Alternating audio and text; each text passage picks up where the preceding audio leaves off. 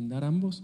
Normalmente cuando existen los dos órganos, el consejo editorial funciona como una junta directiva que supervisa la estrategia y vela porque el medio se mantenga dentro de ciertas líneas que se ha autoimpuesto, y el consejo de redacción es el que toma decisiones sobre el trabajo operativo diario o semanal en función de los ciclos del medio. Yo conozco un caso de un medio que sí deja, o por lo menos dejó durante un tiempo, no he logrado corroborar si todavía, entrar a gente externa al medio a su consejo de redacción, o sea, al momento de la discusión y la toma de decisiones sobre la cobertura. Es un medio un poco hermano de Ojo Público, pero en México, que es Animal Político, también un medio digital pequeño, nuevo, hoy cumple 8 años. Y ellos pusieron en práctica esta experiencia, no recuerdo muy bien con exactitud cómo fue, pero sí que una vez, creo que era una vez al mes, permitían que público, que lo solicitaba y que ellos seleccionaban, llegara a la redacción y discutiera con todo el equipo la cobertura, los enfoques, o por lo menos viera cómo se discutía. Tenían la potestad de hacer ambas cosas. Es un caso que yo creo casi único. No sé cuáles fueron los resultados y, como digo, no sé si siguen. Algunos otros medios a veces han vinculado esta idea expresada de distintas maneras, no necesariamente con la entrada en el consejo de redacción, como una forma de generar comunidad, de vincularse con su entorno, con los ciudadanos, y de lograr que esos ciudadanos en algún momento se sientan parte del medio e incluso contribuyan económica o de otras maneras al medio. Pero creo que todos aquí, así como le vemos posibles virtudes y bondades en términos de democratización y de transparencia, también podemos verle algunos riesgos o algunas limitaciones. Me gustaría que reflexionaran un poco acerca de eso, de las virtudes, de las limitaciones, de los riesgos de incluir a gente en un consejo editorial. Porque algunas de las otras medidas que se han mencionado, digamos que ya existían previamente, es decir, los medios reciben constantemente retroalimentación de su público, hoy por los canales digitales, antes por cartas de lector, pedían cosas, etc. Pero esto expresamente diría yo que hoy por hoy es una de las formas diferenciales del consejo editorial abierto, ¿no? El permitir que la gente entre en la discusión en persona. Yo creo que es una decisión ya impostergable. Ya las redes, lo digital nos vinieron como a desnudar. Es como que alguien abrió la puerta y queríamos o no, igual la puerta ya está abierta y estamos en una vitrina, y lo único que logramos nosotros al ponernos herméticos es empeorar esta crisis de credibilidad que estamos atravesando como profesión, como empresas de medios. Eso, entonces, por un lado, yo creo que eso, cualquier medio que piense en un futuro en donde la gente realmente valore la información que presenta, tiene que pensar en alguna modalidad en la cual va poco a poco abriendo sus puertas. Ahora, sí lo veo como un ejercicio progresivo. No pensaría yo que ir de nada, como estamos, digamos, a ya sentar gente de fuera y ¡pum!, de repente dejar que la gente hable. Mi opinión es que un primer paso es, y yo lo he hablado bastante con colegas, explicarle a la gente cómo funciona un medio. Y tal vez cuando lo hablo con colegas me miran con cara así como, pero eso es demasiado obvio. Para nosotros es obvio, para ellos no es obvio. Porque para ellos, y con todo este cúmulo de desinformación que estamos viviendo ahorita, realmente hay mucha gente que se ha tragado el cuento de que nosotros nos sentamos a llevar una agenda a partir de teorías de conspiración o de intereses o de fafas o de un montón de cosas que no es. Pero ¿cuál es la realidad? ¿Cómo hacemos una agenda de cobertura? ¿Cómo decidimos qué, cuándo, por qué? Incluso hasta el mismo tema que es muy humano y la gente no lo logra hacer clic, no tenemos tantas manos. Ya ni siquiera es que no nos interese el tema. Somos un número específico en la redacción y tenemos que poner una prioridad, no porque no nos interese lo demás. Entonces, primer paso que yo veo y una ventaja clara es explicarle a la gente de a pie cómo funciona un medio y que no nada más es aclarar que los anuncios no son una fafa, que eso también para nosotros es una obviedad, pero para ellos no. La mayor parte de gente, y tú lo ves en los mensajes que circulan en redes, ponen en nuestro caso, los screenshots de Guatecompras. Sí, que tal medio recibió esta cantidad. Sí, pero era una pauta pagada y eso es el modelo de negocios de los medios. No es una fafa. Entonces, explicar lo que para nosotros es una obviedad, creo yo, es un primer paso en el tema de la transparencia. Lo malo y digamos, el reto para nosotros como medios y como periodistas es, pero ya nos está tocando de todas maneras, aguantar la crítica, que a veces tienen razón y a veces no, pero de todas maneras tener la madurez de explicarlo las veces que sea necesario explicarlo. Esto es así por tal razón.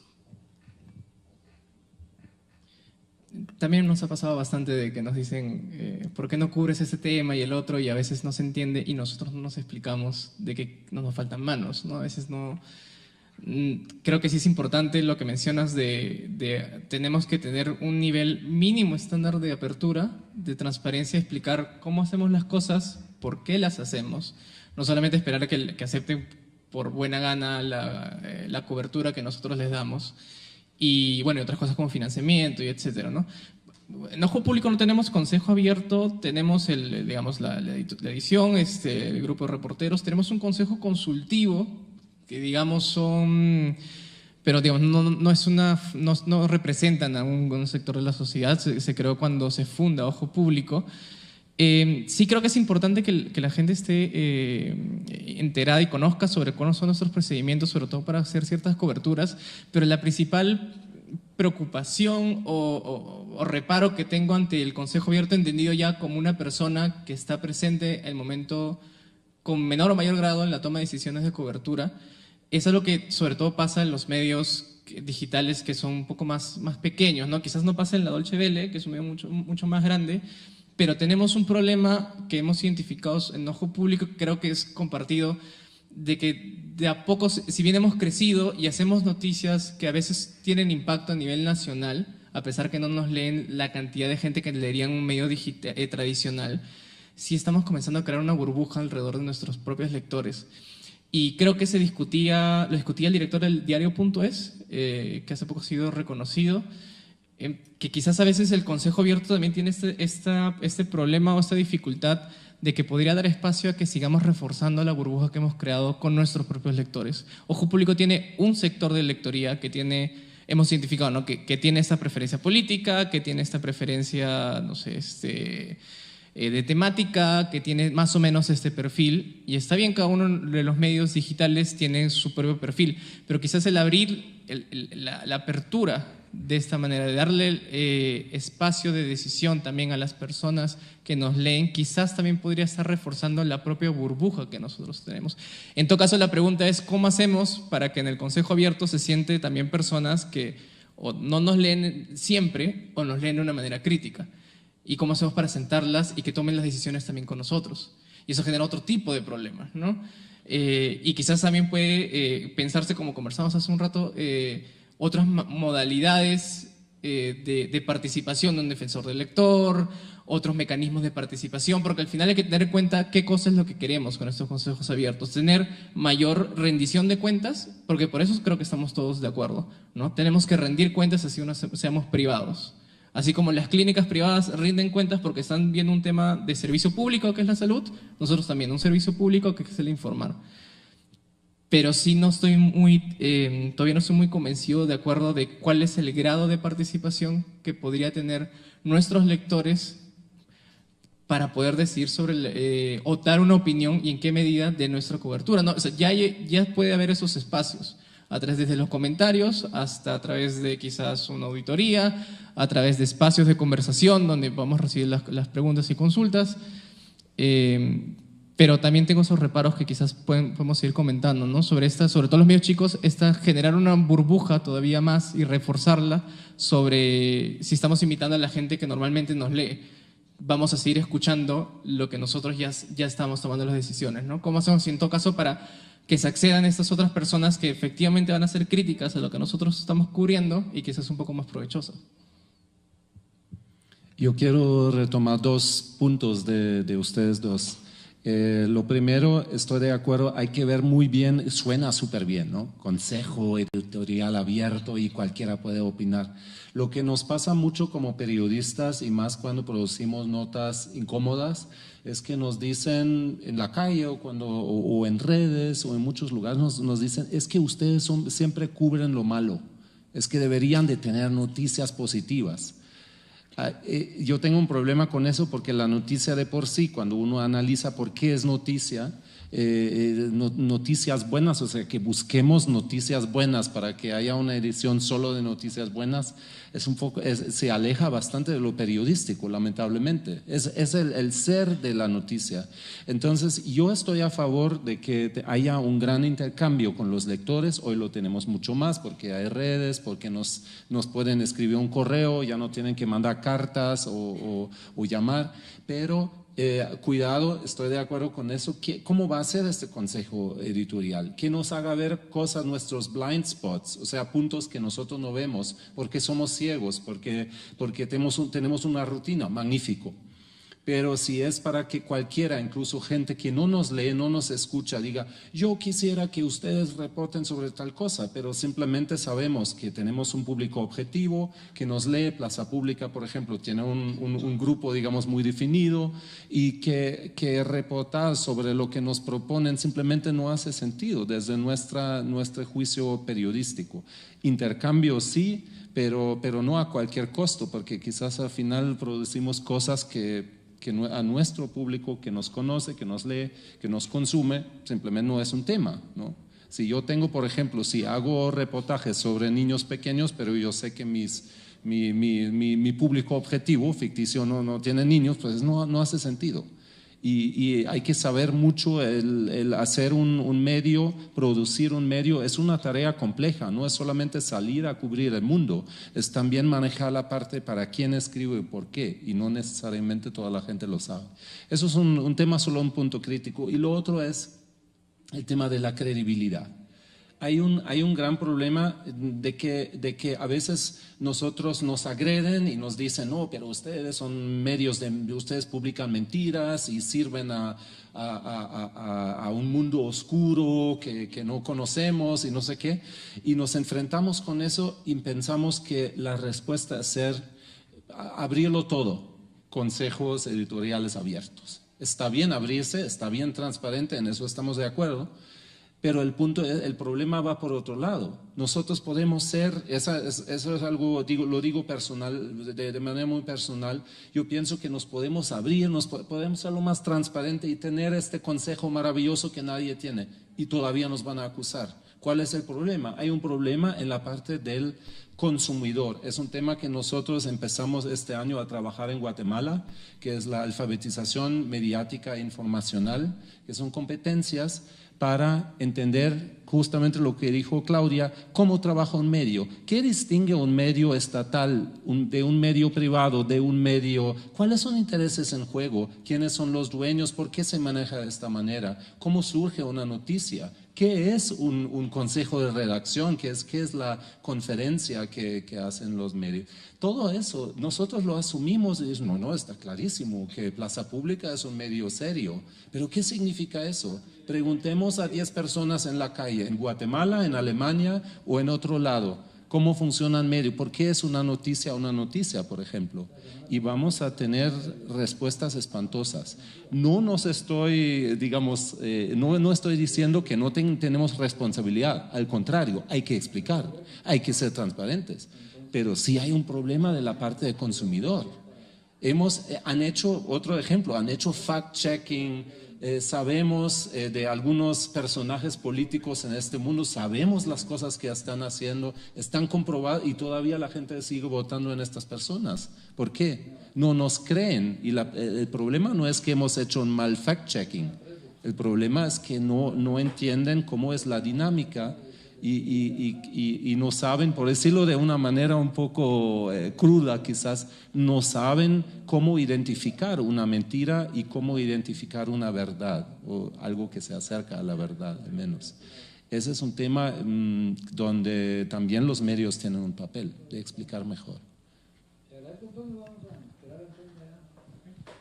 Gracias. Bueno, veo que solo han visto casi los peligros de los consejos editoriales abiertos. Yo veo uno más, que es que, por ejemplo, hablábamos de que Ernesto en Ojo Público había trabajado con Paradise Papers o con otras investigaciones en las que se demostraba que el narco había financiado, corrígeme si recuerdo mal, con 2.000 millones el sistema político, algo por el estilo.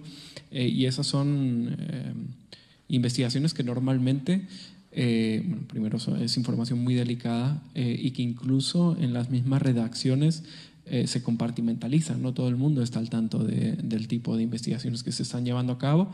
Primero, porque nos pone en riesgo que se sepa, y segundo, porque dependemos del golpe de efecto o de la sorpresa para conseguir más información, ¿no? No podemos permitir que los investigados conozcan lo que estamos investigando desde el día 1, y si abrimos todos los consejos y toda la información en los consejos editoriales, pues ese efecto sorpresa y esa protección extra que nos trae el anonimato y el trabajar por un tiempo sin que se sepa, se desvanecería.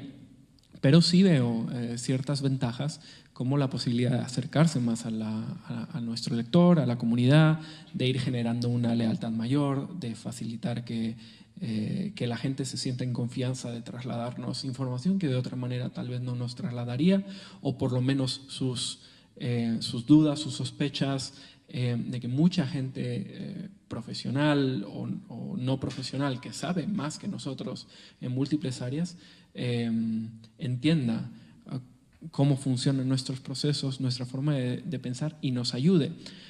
No son consejos editoriales abiertos, pero muchos de los medios en los que hemos estado nosotros han organizado o han participado en hackatones y otro tipo de eventos que son un poco eso, ¿no? Son producción de información de manera colectiva, espacios restringidos, espacios controlados en los que no nos vamos a poner en riesgo, pero que pueden ser muy fértiles en términos de colaboración y de generación de información. ¿Qué mecanismos de gestión, no le llamemos consejos editoriales abiertos porque vemos el recelo que están generando, pero qué mecanismos de colaboración, de intercambio de información, de reunión de capacidades ven ustedes en las redacciones de los medios? Ya además, y con eso les cedo la palabra, también este tipo de medios como Plaza Pública, como Ojo Público, que no por casualidad comparten lo público en el nombre,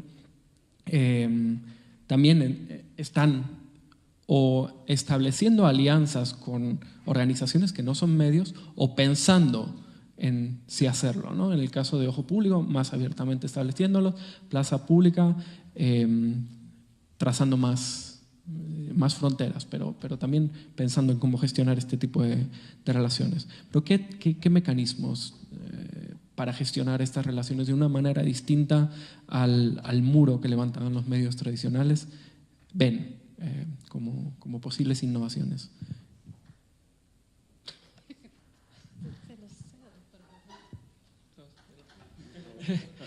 Bueno, solamente para retomar lo último que dijiste, Clara, claro, en la investigación que hicimos sobre el dinero ilícito del crimen organizado hubiera sido incompatible con un consejo abierto, porque incluso dentro de la misma redacción no todo el mundo sabía no todo el mundo siempre sabe qué está haciendo el otro, ¿no?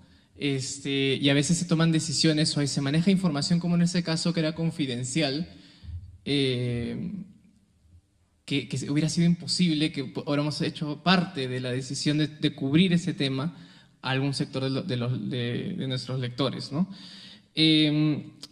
Claro, hay espacios, en Ojo Público hemos trabajado bastante con estos tipos de hackatones, que es uno de los nombres, también son talleres, que son espacios en los cuales hemos intentado abrir nuestra redacción a la colaboración con otros especialistas en otros temas, ¿no? A veces el periodista lo que trata de hacer es ser un especialista en todo dependiendo de qué esté cubriendo, ¿no? Pero nos hemos dado cuenta que parte de la producción que podemos hacer tiene mucha más potencia, tiene más consistencia y tiene un nivel mucho más elevado de calidad cuando hacemos parte de la producción a otras instituciones y otros sectores de la sociedad civil, ¿no? Quizás por ahí el espacio a la sociedad civil organizada está un poco mejor marcada, mejor delineada el camino, ¿no? Desde las hackatones, en las cuales tenemos la comunicación con las universidades y en el mismo campus se hace el trabajo, una maratón de 24 horas de trabajo, no sé, en bases de datos, en programación, en scrapping, también trabajos más académicos en los mismos espacios de manera más larga, con las mismas organizaciones civiles como aliados de nuestras investigaciones, tanto en la producción como en la forma de difusión y de incidencia que luego tienen nuestras investigaciones, ¿no? Ahora, creo que para redondear más o menos lo que se habló también de la anterior intervención que tuvimos, hay que pensar todos estos mecanismos, el para qué lo estamos haciendo, ¿no? Se mencionaba la credibilidad como uno de los espacios y sí coincido cuando decías de que quizás que no hemos tenido ese espacio para explicar por qué estamos haciendo las cosas, y es que a veces siempre estamos hablando de periodistas para periodistas y pues parecemos en un montón de eventos, intercambios y al final nos olvidamos que nos están leyendo, ¿no? Que es la sociedad, no ojo público, no plaza pública, no los otros medios, sino la sociedad. Entonces eso te parte una línea porque te va a demarcar desde si haces una visualización o escribes un texto o haces un podcast hasta las cosas más grandes de cómo hago este enfoque o cuáles son los temas que estoy tomando, ¿no? Entonces creo que parte de ese lado de el saber el por qué estamos haciendo las cosas, por qué se hace una hackathon, por qué se piensa en consejo abierto, para qué estamos haciendo, y todo al mismo lado, ¿no? La credibilidad y poder informar de una manera mucho más concisa, de calidad y con estándares de verificación bastante más altos, ¿no? No sé. Si yo en este momento hiciera un ejercicio de ese tipo, creo que empezaría con algo parecido a, perdón que lo diga en inglés, pero como the making of. O sea, tú haces una gran investigación o haces algo y en paralelo le pedís a los colegas que vayan haciendo un relato de cómo lo reportearon, de cómo surge la idea. El mismo director o el mismo jefe de la redacción escribe algo que es como un relato en paralelo de la nota dura, del paquete que estás entregando, y lo abrís a la gente, no tanto para discusión, sino les contás cómo es el behind the scenes, qué pasó tras bambalinas. Por ejemplo, nosotros, que yo estoy apoyando ahorita con Criterio, a mí me parece bien positivo cuando ellos dicen, tenemos 3 días de estar tratando de hablar con tal fuente y no nos contesta y no nos responde los mensajes. Eso, aunque es una cosa pequeña, pero tú le estás diciendo a la gente, nosotros sí estamos haciendo ese trabajo, sí estamos buscando una verificación. Entonces, pensando en qué modelos, de qué forma hacerlo, creo que una cosa sí podría funcionar como un primer ejercicio. Luego yo sí creo que algo interesante podría ser llamar a algunas personas para que físicamente se presenten y sean parte de una reunión. Claro, no en todos los temas, porque estoy de acuerdo con que no vas a poner, a exhibir una cosa que es exclusiva, que has trabajado mucho. Está bien, pero por decirte una cosa, un tema de interés público, todo diciembre lo vamos a dedicar al tema del transporte público, porque es un gran problema. Vamos a citar, y probablemente ustedes ya tienen una agenda preestablecida, y con esa agenda se sientan a hablar con 5 o 10 personas para escuchar a manera de focus group.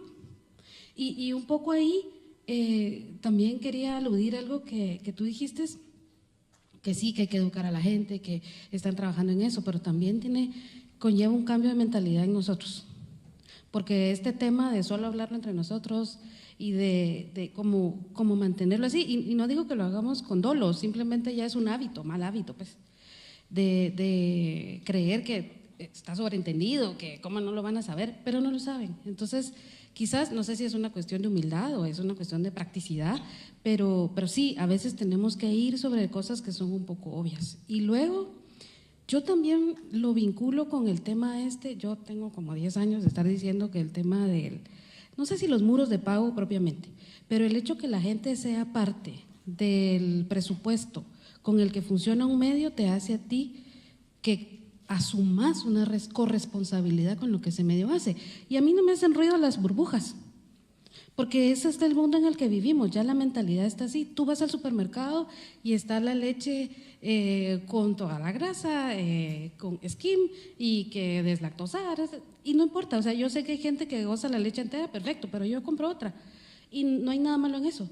Si tú sos un medio de élite, como acá, como otros en los que yo he trabajado, no digo que estemos ignorando a los demás, a lo que voy es, igual y pueden ustedes mismos crear un medio para otro tipo de grupos. Pero es más, yo creo que el tema digital nos ha metido en esa mentalidad, y está bien, de nichos. Yo no lo veo mal. Al contrario, cuando yo soy parte de ese nicho que a ese medio le interesa y se asegura de que yo me interese, entienda, me sienta aludida por eso que están haciendo, que su agenda va con respecto a lo que para mí es una prioridad, ese es un valor agregado. No me siento como excluida, digamos. Pero lo que sí es que tenemos que salir a explicarlo, ¿verdad? Y tal vez sí salir un poco de la zona de confort y crear para otros nichos, ¿verdad? Yo lo que veo es que sí es necesario como primer paso. Enrique, preguntaste por medidas más concretas, pero yo pienso que lo fundamental como primer paso es una autopercepción diferente de nosotros mismos como periodistas. Claramente hablar entre nosotros y unas discusiones entre nosotros es un cambio de mentalidad, y estamos muy retrasados si pensamos que el periodista de hoy o la periodista de hoy es la misma como hace 10 años atrás o 20 años atrás. Y voy a ponerlo un poco más concreto. Yo ojeo a veces las columnas de opinión en los periódicos en este país, y lo que siempre, cada vez que veo estas columnas, y son muchas, y a veces 3, 4 páginas de columnas de opinión que mucha de esta gente tiene porque tiene su columna, y lo primero que me pregunto es ¿por qué? ¿Por qué esta persona tiene una columna de opinión? Claro que puede ser alguien importante o alguien conocido, a lo mejor es mi ignorancia, pero yo soy tan ignorante como muchísimos guatemaltecos, probablemente unos 15 millones, que tampoco saben por qué esta persona tiene una columna de opinión. Yo no digo que está mal. Primero, no se explica por qué la tiene. Segundo, por qué la tiene este señor, por ser político, por ser lo que qué sé yo, una persona importante en la vida cultural, y no la tiene a otra persona que quizás es un joven o que es alguien que escribe muy bien, pero no tiene columna de opinión. O sea, este es el tipo lo que está por detrás es una mentalidad que asume que el periodista es un ser, voy a ser un poco cínico y lo soy porque soy periodista y lo puedo decir, pero es que el periodista es un ser supremo, es que alguien que sabe, que va por el mundo y reporta y puede dar su opinión porque sabe de todo un poco, ¿no? Eso. Pero eso no es así, y hoy es mucho menos así. Y entonces pienso que para hacerlo un poco más concreto, en la producción de noticias quizás los caminos a veces son muy cortos, el tiempo es corto, están las agencias y eso, pero en muchos temas debemos no primero pensar nosotros y nuestra investigación, nuestra opinión, sino que, por ejemplo, empezar las historias en redes, empezar las historias no con nosotros, sino si ponemos un tema de investigación más grande, pensar las cosas al revés y pensar que hay personas afuera que saben mucho de este tema y que no solamente han investigado 2 semanas o 3 meses o quizás 6, en el caso de ustedes, sino que desde siempre han tratado de este tema y saben mucho. ¿Cómo lo hacemos? Pues a través de mecanismos digitales, pero empezar las historias al revés, no con nosotros mismos. Creo que desde ahí se puede derivar mucho para medios más avanzados, medios digitales, de dejar de pensar que somos nosotros los sabios. No es así, simplemente no es así, y se evidencia mucho más hoy en el mundo digital. Me permite enlazar perfectamente con la siguiente pregunta que iba a hacer, porque tú hablas de un cambio necesario de actitud en los periodistas y de que hay gente allá afuera que sabe más que nosotros, lo cual nadie se había dado cuenta, ¿no? Pero esa era la fuente clásica, o sea, nosotros generalmente no empezábamos temas por nosotros mismos, generalmente sino porque alguien afuera que sabía mucho más que nosotros de un tema nos ponía sobre la pista de algo. Y esa separación o ese distanciamiento del medio de comunicación y del periodista del resto del mundo era una de las claves. O sea, había una separación clara entre periodistas y fuentes. En los últimos años yo me pregunto si no hemos empezado a disolver o a difuminar esa frontera. Vemos pues, en las propias hackatones, pero también en otros espacios, en que la fuente empieza a ser, no solo a contribuir, no solo a transmitir información que el periodista recibe con cierto escepticismo y con pruebas, sino que empieza a generar la misma información y a veces hasta llega a afirmar el producto final, ¿no? En el caso, bueno, si es un conflicto, no va a ser normalmente alguien que es parte del conflicto, pero sí puede ser un investigador que en otro caso habría sido fuente, quien ahora es uno de los autores de la información.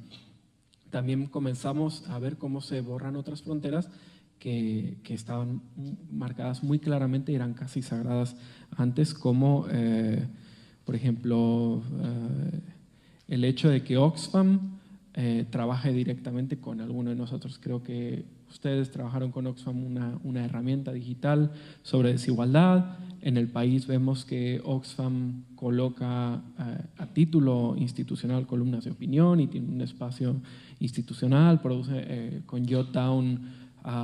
Recuerdo que enviaron periodistas acá, contratados por Oxfam, y luego se publicó bajo la supervisión editorial de Jotdown, con buenos resultados, pero todo el trabajo sufragado por Oxfam, y así hay múltiples organizaciones que están trabajando. Normalmente Oxfam hubiera sido una fuente a la que nosotros le hubiéramos solicitado información, la habríamos examinado críticamente, pero ahora está en algunos casos entrando dentro de las organizaciones. ¿Por qué estamos? Eso obviamente, el caso de Oxfam y otros múltiples, como el hecho de trabajar con especialistas de algunas instituciones, o como hace la revista Anfibia con investigadores de la universidad a la que pertenece la revista Anfibia, supone una transgresión de esos límites que antes nos habíamos fijado.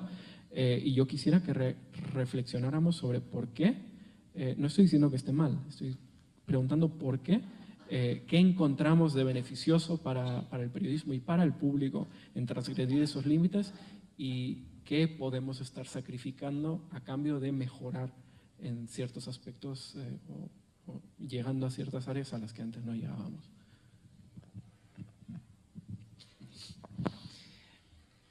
Pues es una pregunta bastante que interpela bastante. Y creo que tampoco sí, y creo que un problema ha sido que no hemos sincerado el campo al momento de hablar de estos temas, ¿no? Por poner un ejemplo, ¿no? Cuando hablamos, incluso lo he dicho ahora, cuando hablamos de ciertas instituciones, digo aliados y no digo financista, que algunas veces es eso. Mientras algunos son publicistas, perdón, la publicidad es el medio de inversión, en otros medios son los proyectos y estos tipos de organizaciones las que finalmente ponen el dinero. Y a veces hacemos esto de difuminar un poco, ¿no? Para justamente no hacer este tipo de preguntas que son también parte de este proceso de ser sinceros con el público, ¿no? No basta solamente con decir, bueno, este reportaje tuvo el apoyo de cualquier organización, Oxfam, NET, la que sea. Entonces, creo que hay dos pedazos de discusión, ¿no? Una, que es más o menos esto que decías de la distancia entre las fuentes y el periodista mismo, que en Perú es una discusión bastante fuerte porque, para empezar, de que se cuestiona el hecho de que haya carrera de periodismo, ¿no? Entonces, la mayoría de periodistas reconocidos en Perú son abogados, por ejemplo, ¿no? Los que salen en televisión, los que tienen más renombre, no son periodistas, ¿no? Y eso, yo he estudiado periodismo, entonces a veces también me pongo a pensar, pues quizás debía estudiar alguna otra carrera que me dé ese bagaje que no estoy teniendo como periodista solamente, ¿no? Pero creo que este tipo de alianzas con las fuentes va a pasar por dos temas. Uno, porque tengamos bien claro dónde empieza y dónde termina este tipo de alianza. No podemos ir de manera ciega y dejar de olvidarnos lo que nos enseñaron el primer día, desde que todo tiene sus intereses. Desde el político con el que hablamos, desde nuestro aliado, que puede ser Oxfam o cualquier otra institución, todos tienen intereses y va a partir de nosotros poder reconocer esos filtros y saber dónde poner la línea. No creo que haya una regla general, ¿no?, que puedas aplicar a cada caso, y la forma en que te relacionas con la fuente va a depender del tema que estés viendo, ¿no? Eso también pasa porque dentro de tu redacción tengas los mecanismos para poder hacer la edición correcta, que del momento alguien te pueda decir, ¿sabes qué? Acabas de cruzar la línea, retrocede para acá. O sabes que tenemos estos protocolos, tenemos estas mediciones que van a reducir en la mayor cantidad posible el riesgo de que esa transgresión de esa línea se vuelva perjudicial. Tanto porque le pone un filtro que no está siendo justo al momento de publicar, como también con el lector, ¿no? Eso por un lado. Y por el otro lado, creo que diferentes medios de comunicación, ante esta crisis, ¿no?, entre comillas, del periodismo, que nacen de manera también, entre comillas, alternativa, han visto en el financiamiento de este tipo de organizaciones una vía de modelo de negocios. Y el problema, de nuevo, que a veces difuminamos eso y no decimos, pues es un modelo de negocios. Es un modelo que tenemos, quizás cuando el modelo de publicidad era mucho más claro, ¿no?, porque sabías de que el dinero que estaba entrando era de publicidad y tenía incluso un marcado dentro de la diagramación del periódico dónde estaba la publicidad y dónde estaba el reportaje. Aquí quizás es un poco dónde queda la línea, ¿no? Dónde queda la línea de, bueno, tienes financiamiento de una u otra organización, pero dónde marcas la línea de la marca editorial. De cuando ya aún así ellos te propongan una plantilla, te propongan una temática, bueno, pero ¿dónde está esa línea? Porque si bien trabajamos con el apoyo de ellos, no estamos trabajando para ellos, estamos trabajando para el público. Y eso es clave tenerlo en cuenta, que al final somos servidores públicos, así como hay policía, bombero, médico, también hay periodista. Y mientras no tengamos claro eso, y mientras no lo aterricemos, porque en palabras suena muy bonito, pero mientras no haya mecanismos claros y palpables, eso va a quedar en buenas palabras, pero eso tiene que ser nuestra guía, me parece. Yo lo entendí de otra forma, lo que planteaste tú. Responde lo que ya has entendido. Yo lo entendí como una especie de competencia, pero que viene ahora de las fuentes, que publican en paralelo a lo que un medio podría haber publicado, solo que ahora en vez de ser la fuente de un medio, va a la fuente y de forma directa publica un X tema. No, yo me refería a lo que planteaba Ernesto, pero adelante. Me parece una reflexión interesante. Sí, a mí esa parte es Sí, porque se está acabando en muchos casos con la intermediación del periodista también. Sí, pero digamos, yo lo que siento es que ahí nosotros hemos fallado en reinventar nuestro rol en la sociedad. Nosotros ya no podemos ser el periodista convencional que va y reportea de su propia inspiración o que recibe estos tips súper exclusivos de las fuentes, porque ya el cúmulo de información es absurda. Los mismos funcionarios van y ponen un tweet, solo veamos a Donald Trump, y ahí se va toda la agenda de cualquier tema que podría haber habido. Entonces yo más lo tomaba por ese lado. ¿Cómo hacemos nosotros como medios para lidiar con esta pseudo competencia? Y yo me lo planteo en un ejemplo bien simple. Yo puedo ir al súper y comprar una caja para hacer cupcakes, pero eso a mí no me hace una repostera profesional. Ahora, yo tengo que salir a explicarle, y otra vez el ejercicio de educar a la gente de cuál es la diferencia. Un ejercicio rápido para que la gente entienda cuál es la diferencia entre un blogger o una fuente que de forma directa suelta una información a medias en redes sociales es el mero ejercicio del fact-checking, de la verificación de información. Cuando una fuente tira un tema, por mucho que salga en una revista de una ONG internacional y que hayan pagado periodistas para que lo hagan y desde el punto de vista técnico está bien hecho, ese tema todo solo tiene un lado, porque es una agenda, es una cosa que solo tiene una intención y un significado. ¿Cuál es el trabajo nuestro? El trabajo nuestro es ser un poco de abogados del diablo, poner el contraste. Sí, pero ¿por qué? Claro, Oxfam y lo que tú quieras puede tener su canal de televisión incluso, pero ellos manejan un tema. Yo no lo estoy juzgando porque puede ser cualquier otro, pero digamos tomando ese ejemplo. Los medios no son eso, pero que la gente entienda que los medios justamente no son eso. ¿Y por qué? Porque hay una forma de hacerlo de manera profesional. Y eso tiene que ver un poco también con el tema de lo que mencionabas, que no estudiaron periodismo.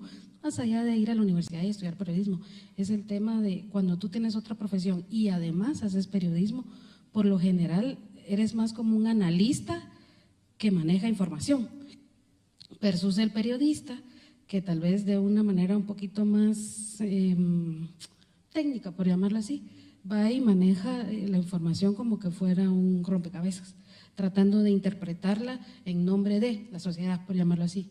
Ahora, vuelvo otra vez, el tema de educar a la gente respecto a eso.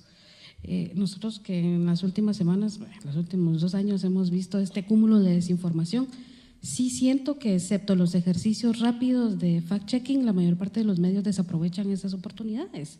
Nosotros tenemos las fuentes, podemos salir a aclarar y ahí es donde veo yo el cambio de mentalidad, porque estamos como muy acomodados, así como, ¿y ahora qué hacemos? No, o sea, cuando nosotros tenemos las fuentes a la mano para decir, este bulo que está circulando ahí es cierto, fuente 1, no es cierto, fuente 2, no es cierto, ¿por qué no salimos a decir? ¿Por qué toda la vida nos hacemos bolas y, no, este gran reportaje, no sé qué? Y mientras tanto el tiempo nos come, y mientras tanto la gente sigue compartiendo bulos, pero ahí es una oportunidad clave donde la gente podría decir, cualquiera puede decir este montón de cosas, pero nosotros ya hicimos el trabajo, porque ese es nuestro trabajo.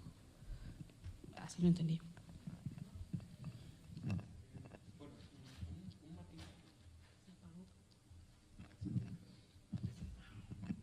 Creo que nos sitúa en otra posición. Yo mencionaba el caso concreto de Oxfam y lo interesante del caso concreto de Oxfam, por lo que yo he visto, nosotros no hemos trabajado directamente con ellos, pero lo que yo he visto es que los periodistas que trabajaron con ellos hacían periodismo, no hacían propaganda. O sea, no estaban enseñando únicamente un lado de la moneda, estaban haciendo un reportaje soberbio. Eran reportajes soberbios, solo que propiciados por Oxfam, colocados en un medio de comunicación por Oxfam, y cuyo tema fue consensuado con Oxfam. Pero ya el trabajo de campo fue hecho con muchísimo rigor, profundidad y las conclusiones fueron del periodista, no las de Oxfam. En muchos casos, y a mí me lo explicó la directora de comunicación de Oxfam en España de aquella época, me explicó que no les interesaba tener una visión plana de la realidad, que lo que querían era que se discutiera un tema y que se discutiera en toda su complejidad, no con su discurso. O sea, no estaban intentando colocar un discurso, estaban intentando visibilizar un tema. Y eso me parece que es lo más interesante porque rompe con las expectativas tradicionales que hemos tenido de cómo funcionan este tipo de patrocinios, ¿no? Y nos sitúan en una relación mucho más compleja y fértil. Por eso que es fértil es que algunos medios y periodistas están participando en este tipo de alianzas. Pero al mismo tiempo yo me pregunto cómo afecta al primer elemento que creo que se puede ver afectado, que es la credibilidad, porque muchos van a pensar lo que de inmediato has pensado tú, ¿no?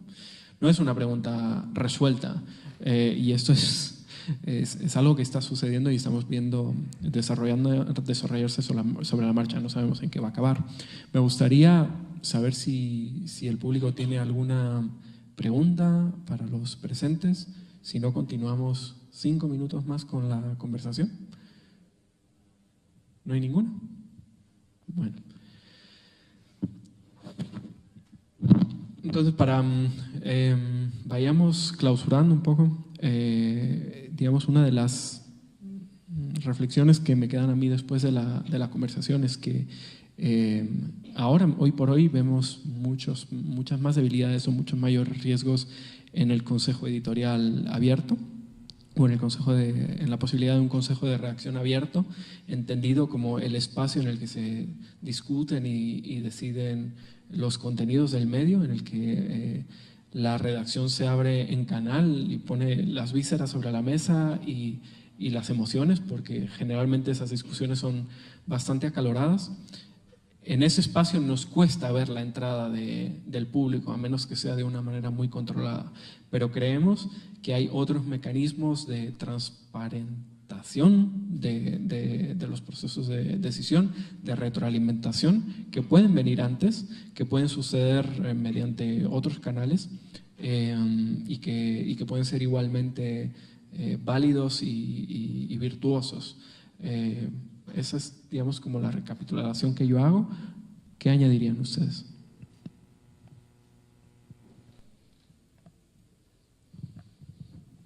Pues creo que un aspecto importante dentro de este procedimiento de transparentar lo que hacemos, como hemos dicho, ¿no? Se transparenta tanto cómo se hace una comunicación, desde se trató de contactar a esa persona 3 veces, se le mandó un mensaje por WhatsApp, llamada a su casa y nunca contestó. Pasar también por, bueno, el making of, ¿no?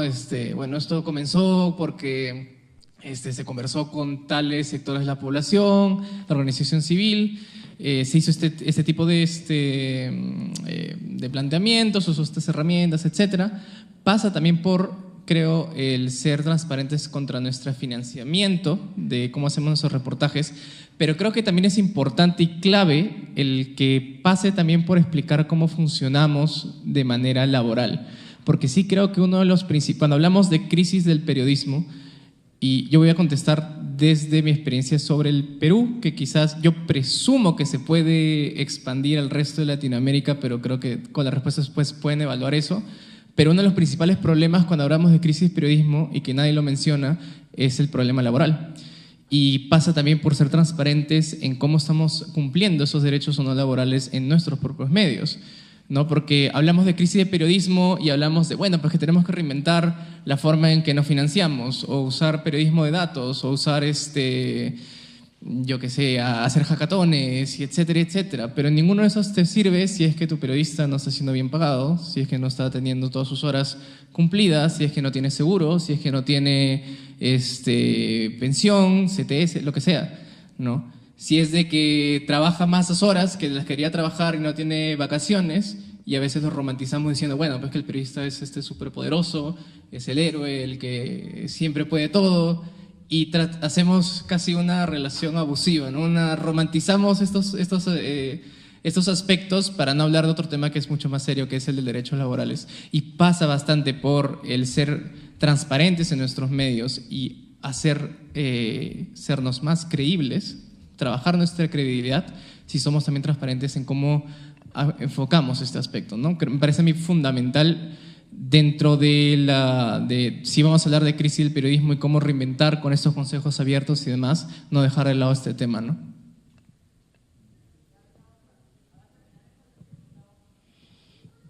Creo que tal vez el planteamiento base es una cuestión de derechos y responsabilidades, o sea, parte de esa fase de educación de las audiencias, sea, bueno, sí, podría existir la posibilidad de abrir la puerta y de que pase y se siente junto a nosotros a hablar, pero eso conlleva una responsabilidad. ¿Y cuáles serían estas, verdad? Que no nada más es poner un tema y empujarnos, presionarnos o sugerirnos un nuevo enfoque. Pero yo sí creo que el tema del financiamiento a través de la audiencia puede ser una manera de vincular y de hacer que la gente asuma ese rol de que es el medio que está financiando y de alguna manera también acepta y asume ese enfoque que el medio le está dando. Creo que es mucho más fácil el ejercicio en un medio pequeño, ¿verdad? En un medio como los alternativos que hemos visto. Lo veo bastante complicado en medios grandes, masivos. Igual el tema digital creo que nos va a llevar a que esos medios masivos se extingan, ¿verdad? Va a ser una gran variedad de burbujas. Pero creo que sí, como lo decía al inicio, es impostergable. Hay que encontrar una forma y creo que lo digital es la vía. Yo quisiera volver una vez más al tema inicial del Consejo Editorial Abierto Y ahora, pues al final de esta ronda, imaginándome un consejo así. ¿Con qué se enfrentaría, por decirlo así? En el caso de Europa y creo que también en el caso de Estados Unidos, más que nada se enfrentaría con emociones. Yo no creo que se enfrentaría mucho con temas, ustedes no han hecho cobertura aquí, qué sé yo, del Festival de Gobierno Abierto. El gran problema que tenemos en el mundo en este momento es que la política se hace con emociones. En el caso de Europa, en muchos casos son los refugiados que vienen de África y de las zonas de conflicto, de las guerras, y que mucha gente siente que son muchos y son muchas emociones, y que los medios están omitiendo cosas, no están diciendo la verdad porque realmente hay muchísimos problemas y los medios no lo dicen. Yo no lo veo así, para decirlo francamente, pero esta es la impresión. Cuando yo tengo emociones dentro de mí, me pueden explicar muchas cosas, pero siguen las emociones ahí. O sea, es muy difícil alguien que está furioso calmarlo solamente con el argumento, ¿no? A veces es más fácil dar a esta persona un abrazo para que se calme que decir, mira, te voy a decir exactamente cómo es la cosa para que se te baje la furia, ¿no? Entonces, yo me imagino ahora estos consejos y me imagino como las emociones en el caso de Estados Unidos, también los migrantes, que es un gran tema emocional, es un tema emocional. Por ejemplo, en el caso de Alemania está comprobado que tenemos un crecimiento económico a raíz de las personas que vinieron, pero lo que se discute a nivel emocional es más que nada que hay muchos problemas, ¿no? Porque tienen otra religión, porque viene otro contexto cultural, porque no tienen trabajo y no sé qué. Lo que quiero decir es que tenemos que ver que nuestras herramientas tradicionales, periodísticas, que es la razón, que es trabajar de manera racional, dejar un poco fuera la opinión de uno para ver si es verdad o no, que todo esto tiene su límite cuando nos enfrentamos con emociones. Y ese es otro punto crítico que veo en el caso de estos consejos abiertos, que ahí puedo llegar con todo, con mi fact-checking y todo en la mesa, y me van a decir, no, pero es que usted está omitiendo, porque mis emociones me dicen otra cosa, no mi cabeza. Yo creo y quiero volver a eso, yo creo que el tema de educar a la gente, el tema de alfabetización mediática, informacional, es clave para que tengamos interlocutores del otro lado que si bien tienen emociones, como cualquiera de nosotros, es normal y está bien, pero que al menos tengan una noción mucho más amplia de lo que son medios y de cómo trabajan. Para al menos tengamos, si bien viene alguien con emociones, no nos empiece a acusar de que estamos omitiendo, de que tenemos fuentes oscuras y no sé qué, sino que al menos tengan un conocimiento base. Y eso sí, siempre en los libros de escuela aparece que una manzana es más sana que unas papas fritas. Pero realmente no, todos usamos celulares, todos estamos en el ámbito digital, pero ¿cómo surge una noticia? Y vuelvo a eso, tan sencillo, ¿cómo distinguir una fuente verídica de una fuente creada ayer para desinformar? Eso no, y esto es básico hoy, esto es básico para que tengamos este intercambio que en el fondo quiere ser el Consejo Editorial Abierto. Para este intercambio necesitamos una base. No pueden ser solamente emociones y tampoco puede ser que primero tengamos que explicar quiénes somos y qué hacemos. Y eso, la verdad, en los días de hoy, con mucha gente lo tendríamos que hacer. ¿Qué es una opinión? ¿Qué es una noticia? Para empezar. Yo diría que un 70% de las personas aquí y en Alemania igual no lo saben. Y así, y eso, pero lo de la manzana y de la comida sana y de la comida mala, eso sí lo enseñamos. Vivimos en el año 2018. Es cierto, muy a menudo publicamos en Plaza Pública columnas a las que la gente llama reportaje, entrevista, perfil, lo que sea.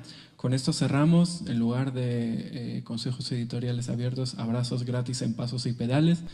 Muchas gracias y que tengan buena tarde.